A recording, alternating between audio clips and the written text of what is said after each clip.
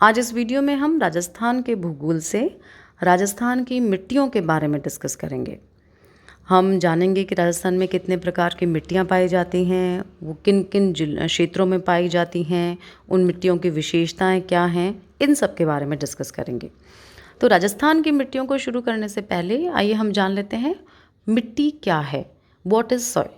तो देखिए, मिट्टी भूमि की ऊपरी सतह होती है जो चट्टानों के टूटने और विघटन से उत्पन्न सामग्री और उस पर पड़े जलवायु, वनस्पति और अन्य जैविक प्रभावों से निर्मित होती है। और हम सबको पता है कि मिट्टी हमारे जीवन का मूल आधार है। जितनी भी मनुष्य की बस्तियां हैं उन्हीं क्षेत्रों में मिलती हैं जहाँ पर हमें अच्छी उपजाऊ मिट्टी मिलती है। और मिट्टी पर ही हमारी जो वनस्पति है, खाद्यान्न फसलें हैं, ये डिपेंडेंट होती हैं। जितना अधिक उपजाऊ मिट्टी होगी उतनी अच्छी खाद्यान्न फसलों का उत्पादन होगा, उतनी सघन वनस्पति वहाँ पर पाई जाएगी। तो राजस्थान की मिट्टियों के प्रकार की हम बात करें तो राजस्थान की मिट्टियों को दो प्रकार से वर्गीकृत किया जाता है। एक तो है हमारा परंपरागत वर्गीकरण और दूसरा है वैज्ञानिक वर्गीकरण। आज के इस वीडियो में हम राजस्थान में की मिट्टियों के परंपरागत वर्गीकरण को डिस्कस करेंगे और नेक्स्ट वाला जो वीडियो होगा उसमें हम राजस्थान की मिट्टियों का जो वैज्ञानिक वर्गीकरण जो है उसको डिस्कस करेंगे। देखिए, परंपरागत वर्गीकरण में जो मिट्टियां हैं विशेष रूप से मिट्टियों के कलर और उनके जो टेक्सचर है उस पे निर्भर करता है। उसी आधार पर, यानी मिट्टियों के रंग और उसका जो टेक्सचर है उसके आधार पर मिट्टियों का वर्गीकृत किया जाता है। इस आधार पर जो राजस्थान में मिट्टियां हैं वो रेतीली बालुई मिट्टी, लाल दोमट मिट्टी, काली मिट्टी, मिश्रित लाल काली मिट्टी, मिश्रित लाल पीली मिट्टी, जलोढ़ या कच्छारी मिट्टी, भूरी मिट्टी, सिरोज़म मिट्टी, लवणीय मिट्टी और पर्वतीय मिट्टियों के रूप में पाई जाती है। तो हम इन मिट्टियों को एक एक करके डिस्कस करेंगे। हम जानेंगे कौन कौन से क्षेत्रों में ये मिट्टियाँ पाई जाती हैं और उनकी क्या विशेषताएँ हैं। तो इस क्रम में सबसे पहले हम लेते हैं रेतीली मिट्टी या बालुई मिट्टी। देखिए, रेतीली मिट्टी और बालुई मिट्टी की जब हम बात करें तो ये हमारा जो पश्चिमी राजस्थान का जो शुष्क प्रदेश है वहाँ इस मिट्टी का विस्तार पाया जाता है। विशेष रूप से जैसलमेर, बाड़मेर, जोधपुर, बीकानेर, नागौर, चूरू, झुंझुनू, ये वाले जो ज़िले हैं यहाँ पर रेतीली बालुई मिट्टी पाई जाती है। इस मिट्टी की विशेषताओं की हम बात करें तो ये हल्के भूरे रंग की मोटे कण वाली मिट्टी होती है और इस मिट्टी में नमी धारण करने की क्षमता बहुत कम होती है, क्योंकि मोटे कण होने के कारण जो नमी है वो कण लंबे समय तक अवशोषित करके नहीं रख सकते और बहुत जल्दी वाष्पीकरण हो जाता है नमी का। दूसरा जो विशेषता हम इस मिट्टी की जाने तो देखिए, नाइट्रोजन और कार्बनिक लवण है इस मिट्टी में कम पाए जाते हैं और साथ ही साथ जो जैविक अंश है जिसे हम कहते हैं ह्यूमस, तो ह्यूमस की जो मात्रा है वो भी इस रेतीली बालुई मिट्टी में काफ़ी कम पाई जाती है। लेकिन कैल्शियम और फॉस्फेट जो है, फॉस्फोरस जो है, वो काफ़ी अच्छी मात्रा में इस मिट्टी में पाए जाते हैं और इसी कारण यदि इस मिट्टी को सिंचाई की सुविधा अच्छी उपलब्ध है तो इसका फसलों का जो उत्पादन है वो काफ़ी अच्छा इस मिट्टी में हो सकता है। ये जो रेतीली बालुई मिट्टी है खरीफ की फसलों जैसे बाजरा, मोठ और मूंग के लिए काफ़ी उपयुक्त होती है। अब ये जो पश्चिमी राजस्थान का रेतीली बालुई मिट्टी वाला जो भाग है, यहाँ पर इंदिरा गांधी नहर जिन क्षेत्रों में हमें पहुँच गई है हमारे, वहाँ पर अन्य फसलें भी उत्पादित की जाने लगी हैं। अगली जो मिट्टी है, अगर हम इसका चलिए हम पहले विस्तार देख लेते हैं। ये है रेतीली बालुई मिट्टी का जो क्षेत्र है, ये सारा संपूर्ण क्षेत्र रेतीली बालुई मिट्टी का क्षेत्र है। जब आप आंसर लिखेंगे तो आपको ये मैप ड्रॉ करना पड़ेगा और उसमें मिट्टी का जो क्षेत्रों का क्षेत्रीय विस्तार है वो दर्शाना पड़ेगा। नेक्स्ट मिट्टी है लाल लोमी या लाल दोमट मिट्टी। देखिए, लाल लोमी या लाल दोमट मिट्टी जो है राजस्थान के दक्षिणी जिलों में पाई जाती है, विशेष रूप से उदयपुर, डूंगरपुर, बांसवाड़ा, प्रतापगढ़, चित्तौड़गढ़ के भागों में। आपको ध्यान रखना है, लाल लोमी मिट्टी या लाल दोमट मिट्टी राजस्थान के दक्षिणी जिलों के अंदर इस मिट्टी का विस्तार पाया जाता है और जो क्षेत्र हैं वो मैंने आपको बता दिए हैं, उदयपुर, डूंगरपुर, बांसवाड़ा, प्रतापगढ़, चित्तौड़गढ़। अब अगर विशेषताओं की हम बात करें लाल लोमी मिट्टी की, तो देखिए इसके जो मिट्टी के कण हैं वो बारीक होते हैं और इसमें नमी धारण करने की क्षमता अधिक होती है। लौह ऑक्साइड की मात्रा की अधिकता के कारण इस मिट्टी का जो रंग है वो लाल रंग होता है। इसी कारण होता है क्योंकि इसमें लौह ऑक्साइड की यानी आयरन ऑक्साइड की अधिकता पाई जाती है। इस मिट्टी में नाइट्रोजन, फॉस्फोरस और कैल्शियम जो लवण हैं उनकी कमी पाई जाती है, और लेकिन जो पोटाश और लौह तत्व है वो अधिक मात्रा में पाया जाता है इस मिट्टी में। और मक्का, चावल, गन्ना जो है वो इस मिट्टी के अंतर्गत काफ़ी अच्छा होता है। तो ये मिट्टी जो है मक्का, चावल और गन्ने के लिए काफ़ी उपयुक्त है। नेक्स्ट जो मिट्टी है वो है काली मिट्टी। देखिए, काली मिट्टी का जो विस्तार है राजस्थान में वो दक्षिण पूर्वी भाग में पाया जाता है। आपको ध्यान होगा जब हमने राजस्थान के भूआकृतिक प्रदेशों का अध्ययन किया था तो हमने दक्षिण पूर्वी जो पठारी प्रदेश था वो उसमें जाना था कि ये दक्कन लावा क्षेत्र है, कि लावा से निर्मित क्षेत्र है। और इसके अंतर्गत लोहा जो है वो आयरन कंटेंट जो है वो अधिक पाया जाता है, और इस लौह तत्व की अधिकता के कारण ही इस मिट्टी का जो रंग है वो काला है।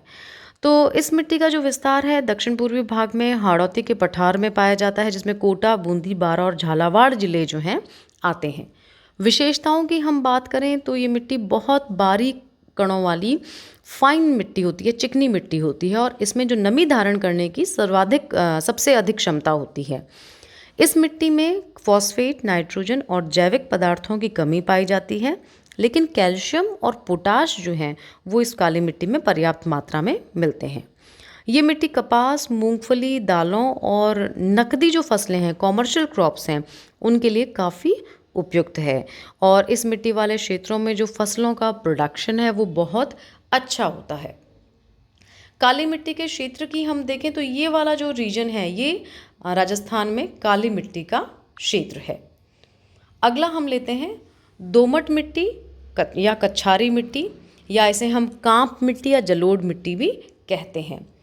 देखिए, राजस्थान में अगर दोमट मिट्टी या कच्छारी मिट्टी या कांप मिट्टी या जलोढ़ मिट्टी के विस्तार की हम बात करें तो ये मिट्टी राजस्थान के पूर्वी व उत्तरी भाग में पाई जाती है।